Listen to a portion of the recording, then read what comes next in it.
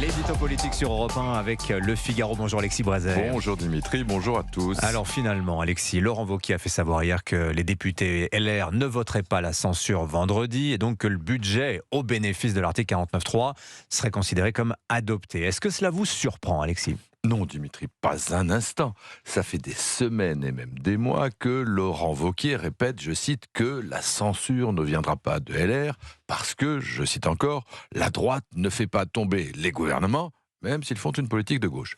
Ne me demandez pas pourquoi, c'est sans doute une loi inscrite dans le ciel dont procède tout pouvoir comme chacun sait, mais c'est ainsi, la droite ne fait pas tomber les gouvernements. Donc, on ne peut pas dire qu'on est surpris. La censure, à part David Lisnard, dont Olivier parlait tout à l'heure, le maire de Cannes, et qui n'est pas parlementaire, personne n'en voulait. On savait très bien que la droite laisserait passer ce budget, dont Bruno Retailleau nous dit pourtant, sans aller jusqu'à demander la censure, qu'il contient tous les ingrédients socialistes qui ont conduit au déclin de la France. Cependant que Laurent Wauquiez a cette formule que je vous demande de savourer, où l'on reconnaît tout le talent du normalien, ce budget, dit Wauquiez, est totalement imparfait. Totalement imparfait. Une expression qui est à la fois une litote et un oxymore. Qu'en termes galants, ces choses-là sont dites.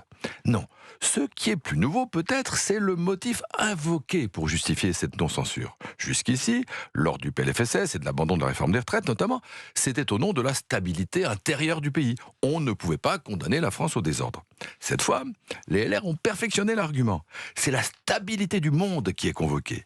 Il ne serait pas sérieux, nous dit sans rire Laurent Wauquiez, de laisser la France sans budget dans ce contexte international de danger et de menace d'une guerre commerciale. Bah oui, vous pensez bien que Donald Trump n'attendait que ce prétexte pour avaler le Groenland. Et d'ailleurs, s'il calme le jeu, c'est bien parce que le LR n'a pas censuré. Bon, vous ironisez un peu, Alexis, mais avec 50 députés, que vouliez-vous que fasse la droite, hein, Qu'elle soit de droite, qu'elle assume ses convictions et qu'elle se fasse respecter.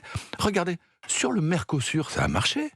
Bruno Retailleau a dit que si le gouvernement soutenait le traité à Bruxelles, eh bien, il serait censuré à Paris. Résultat, Emmanuel Macron a changé de pied, la France n'a pas soutenu le traité, les eurodéputés français ont voté pour son renvoi devant la Cour de justice de l'UE, et à 10 voix près, le Mercosur a été renvoyé et donc suspendu pour au moins une année. Ben, vous voyez, parfois, les convictions, ça paie. Oui, mais le budget, c'est autre chose qu'un traité international. En cas de censure, il y aurait eu dissolution. Et ça, on sait que pour la droite, c'était probablement un scénario d'hécatombe. Hein. Mais non, c'est pas du tout comme ça que les choses se seraient passées.